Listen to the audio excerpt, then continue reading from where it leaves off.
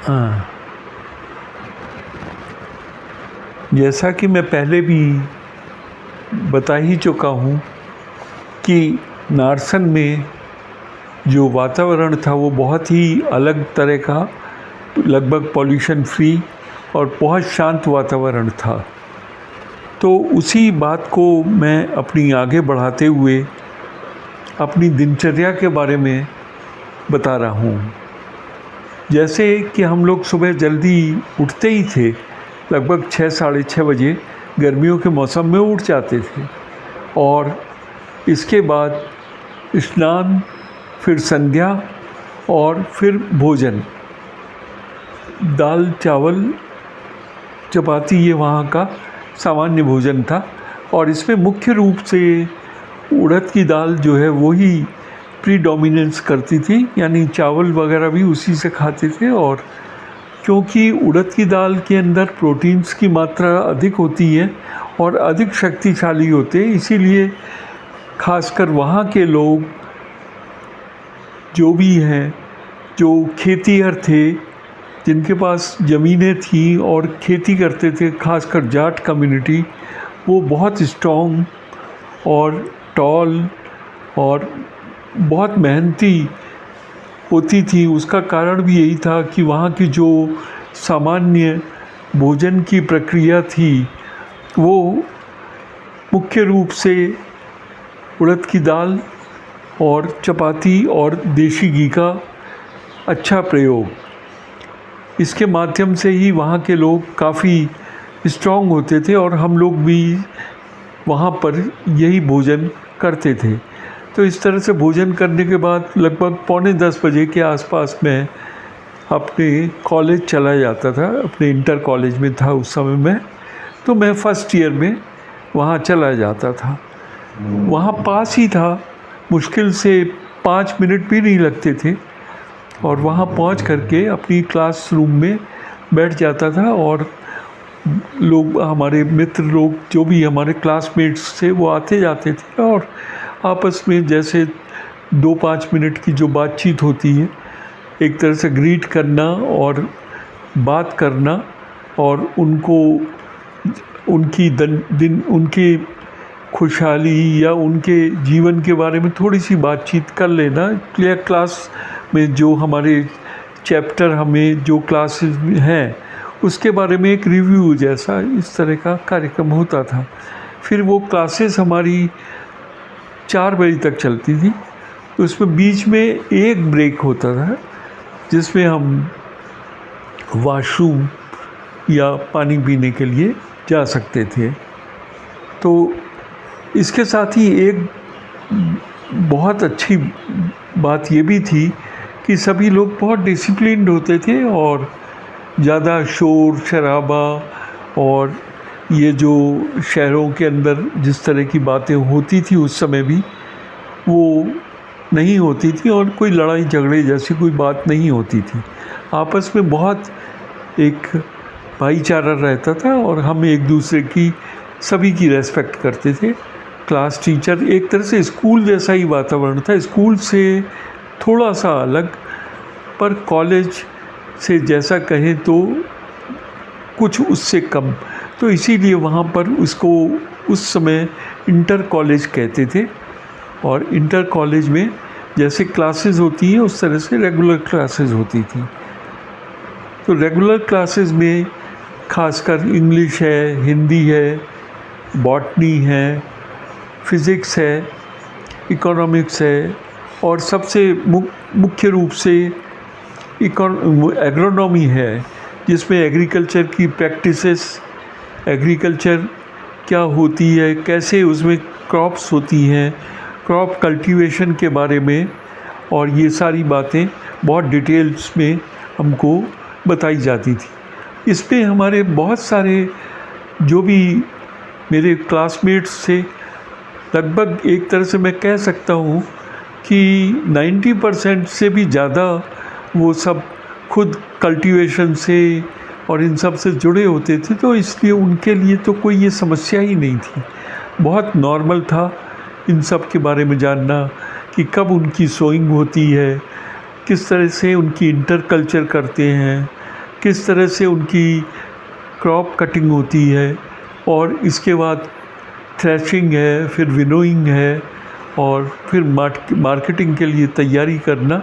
और ये मार्केटिंग हो जाना, ये एक पूरा कंप्लीट प्रोसेस उनको तो एक तरह से उनका तो रोज़ का ही काम था, रोज़ अपने परिवार में वो देखते ही थे, बल्कि उसमें शामिल भी होते थे। खासकर समर वैकेशंस जब होती थी 1.5-2 महीने की, तो उन समर वैकेशंस में वो पूरी तरह से एक्टिवली उसमें पार्टिसिपेट करते थे और वो उसको ओन भी करते थे, क्योंकि ये उनके जीवन का एक बहुत बड़ा हिस्सा था। बल्कि ये कह सकते हैं कि ये जीवन का एक तरह से 90% हिस्सा यही था, क्योंकि उनका जन्म भी वहीं हुआ था और वो उसको ओन करते थे। और ये उनकी, अगर उनको कहीं कोई जॉब में नहीं जाना है तो वो उसी को अपना लेते थे, यानी क्रॉप कल्टीवेशन से बहुत अच्छी इनकम हो जाती थी, क्योंकि इरिगेशन के साधन बहुत अच्छे थे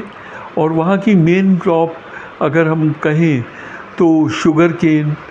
और वीट है और पैडी, ये 3 क्रॉप्स तो मुख्य थी ही। साथ ही बहुत सारे फ्रूट कल्टीवेशन भी होती थी। और अगर हम सबको ही मालूम है वैसे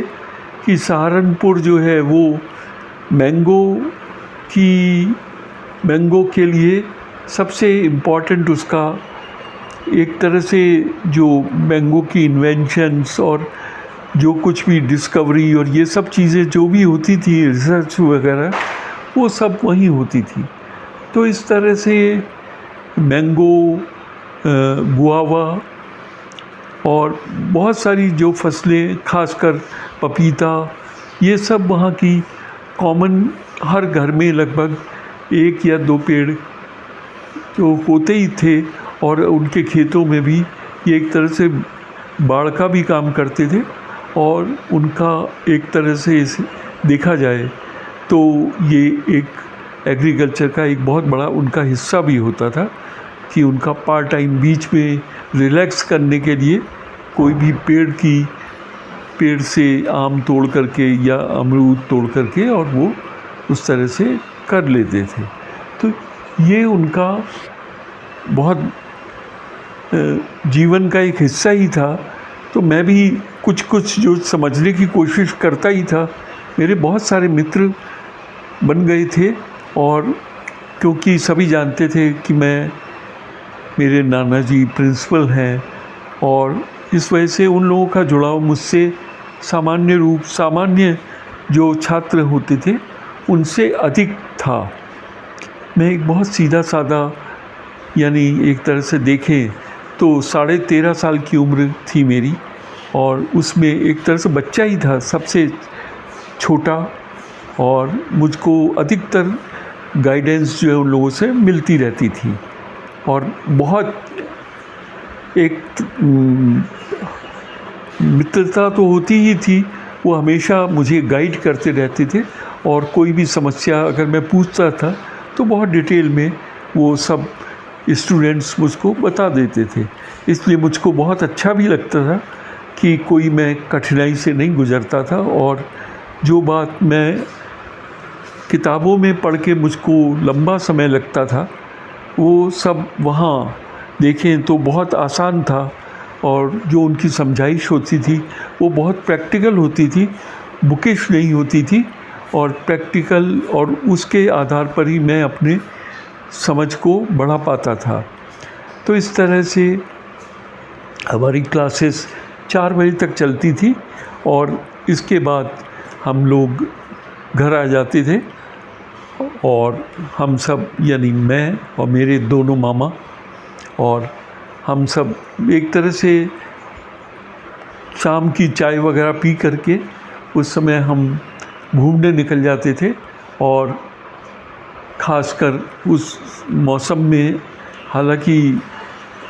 गर्मी का मौसम था पर फिर भी ठंडक रहती थी और पेड़ों की वजह से बहुत अच्छा वातावरण रहता था और हम सब वहाँ कहीं भी जाते थे और नहर के किनारे घूमते हुए अपना जो भी समय है हम उसका उपयोग कर लेते थे। तो इस तरह से मुझे वहाँ की भौगोलिक भी जानकारी हुई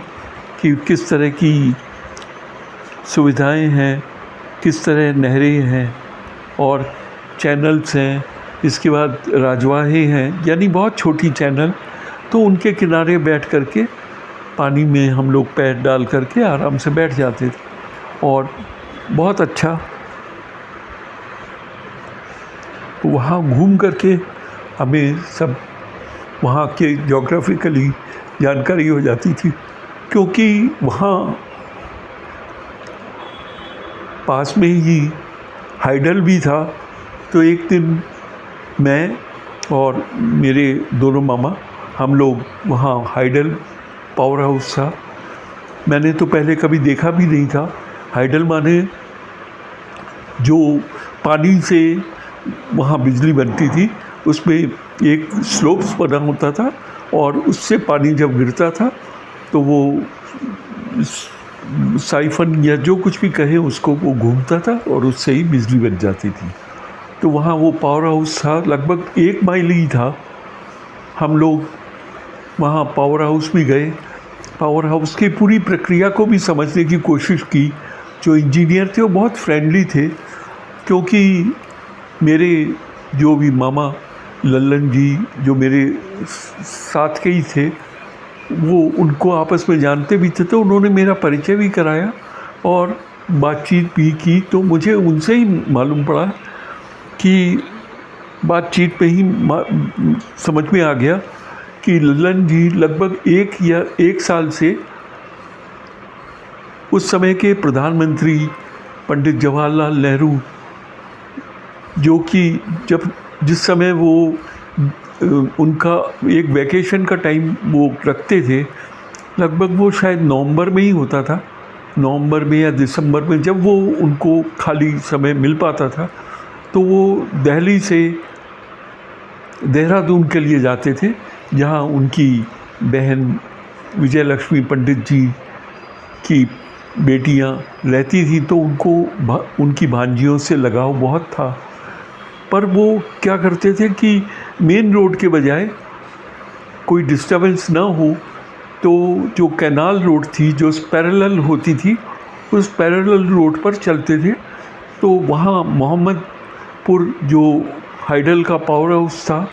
वहाँ वो रुकते थे और एक ब्रेक लेते थे जो लगभग बीच में आ जाता था। तो वहाँ एक ब्रेक ले करके और चाय वगैरह पी करके और फिर आगे निकल जाते थे। तो ये एक तरह से देखें तो उनकी जो 5 या 6 घंटे की यात्रा होती थी दिल्ली से देहरादून, उसका एक छोटा सा एक ब्रेक हो जाता था। क्योंकि वहाँ के पावर हाउस के जो इंजीनियर थे वो बहुत फ्रेंडली हो गए थे, खासकर जो मेरे मामा लल्लन जी। तो वो लल्लन जी को ही उन्होंने ही एडवाइस किया था बातचीत में कि आप नेहरू जी की जयंती पर हो सके तो कोई ऐसी चीज़ उनको प्रेजेंट करो जो उन्होंने कभी उनको नहीं मिली हो। तो उन्होंने लल्लन जी ने मेरे नाना जी से बात की और नाना जी ने ही सजेस्ट किया कि आप ऐसा करें कि एक पत्रिका बनाएं, एक मैगज़ीन जो कि हस्तलिखित हो, क्योंकि छप करके तो बहुत सारी चीज़ें आती हैं, पर अगर हाथ से अपन लिख कर के कोई चीज़ किसी को प्रेजेंट करते हैं तो बहुत अलग बात हो जाती है। और उसको हस्तलिखित तो होगी ही, परंतु अखबारों की जो कटिंग्स होंगी, खासकर नेहरू जी को जो कवर करते हुए कटिंग्स होंगी, उन कटिंग्स को ले करके एक छोटा सा उसका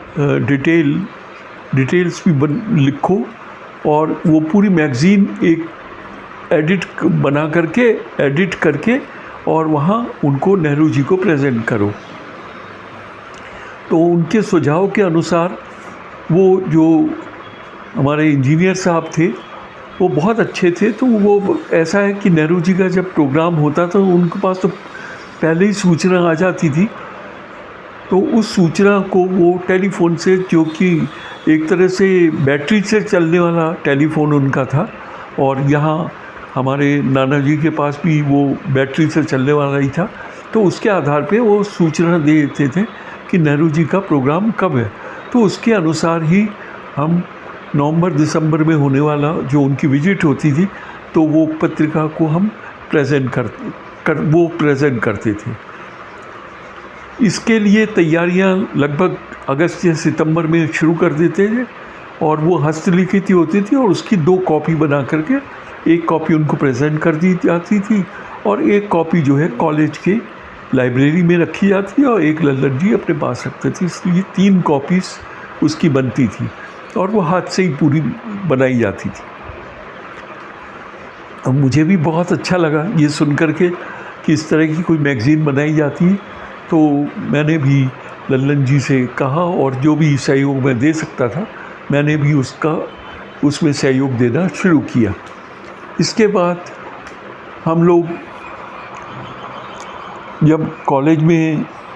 और किन्हीं एक्टिविटीज़ के लिए भी हम लोग चाहते थे कि शाम को, क्योंकि 4 बजे फ्री हो जाते हैं, और 4 के बाद 4:30 पौने 5 तक हम लोग चाय वगैरह पी करके फ्री हो जाते हैं। तो ठीक है, 10-15 दिन तो हम लोग घूमे, पर उसके बाद लल्लन जी से ही मैंने कहा कि यहाँ कोई स्पोर्ट्स का भी कोई वो होगा। तो हम लोग स्पोर्ट्स के जो रूम था जिसमें एक स्टोर था, तो उसको जब पहली बार हमने चेक किया तो हमें बहुत आश्चर्य हुआ कि एक पूरा बॉक्स था बड़ा, और उस बॉक्स में वो सभी चीज़ें खासकर क्रिकेट से जुड़ी हुई, जिसमें बेल्स भी थे और बॉल्स भी, क्रिकेट की बैट्स भी, ये सभी स्टम्प्स भी, सभी जो भी, और इवन नेट्स वगैरह भी थे, पर उनकी हमें ज़रूरत नहीं थी। परंतु जो खासकर ये बैट्स हैं और बॉल्स वगैरह सभी वहाँ एक तरह से वो शायद कभी कॉलेज ने ऑर्डर दे दिया था, और वो यूँ की यूँ एक तरह से पैक्ड रखी हुई थी। उनको कभी किसी ने यूज़ किया ही नहीं था, क्योंकि सभी शायद उससे जुड़े हुए नहीं थे, और वो लोग शाम को अपने अपने घर चले जाते थे। तो हम लोगों ने वो देख कर के हमें बहुत अच्छा लगा, क्योंकि उन दिनों ही हम लोगों को क्रिकेट से थोड़ी सी जानकारी भी मिलने लग गई थी। क्योंकि जैसा मैं बता ही रहा था कि हमारे पड़ोस में जो चैन सिंह जी हमारे जो टीचर थे, तो उनके पास बैटरी का मतलब ट्रांजिस्टर था। तो क्रिकेट जब भी, क्योंकि उन दिनों क्रिकेट इतना ज़्यादा नहीं था, एक तरह से टेस्ट मैचेस ही होते थे, और लगभग हर साल एक सीरीज़ होती थी, उसमें इंग्लैंड या ऑस्ट्रेलिया खासकर और वेस्ट इंडीज़, ये 3-4 कंट्रीज़ थे, वो आते थे इंडिया, या इंडिया से क्रिकेटर्स वहाँ जाते थे। पर खासकर जब इंडिया में वो लोग आते थे तो कमेंट्री जो है, रनिंग कमेंट्री सुनने का बहुत आनंद आता था। तो हम लोग जब भी ऐसा खासकर देखें तो 3 या 4 टेस्ट मैचेस ही होते थे। तो 3-4 जो टेस्ट मैचेस होते थे उनकी रनिंग कमेंट्री सुनते थे, तो उससे थोड़ी बहुत उत्सुकता भी बढ़ी, और हम लोगों ने तय किया कि हम भी क्रिकेट का, क्योंकि पीछे ही फील्ड भी था, तो फील्ड में अपनी वहाँ से हमने ज़रूरी चीज़ें जैसे विकेट्स, बॉल्स, बैट्स और ये सब चीज़ें ले कर के हमने वहाँ मैदान को 1-2 दिन साफ़ भी किया, और साफ़ करने के बाद उसमें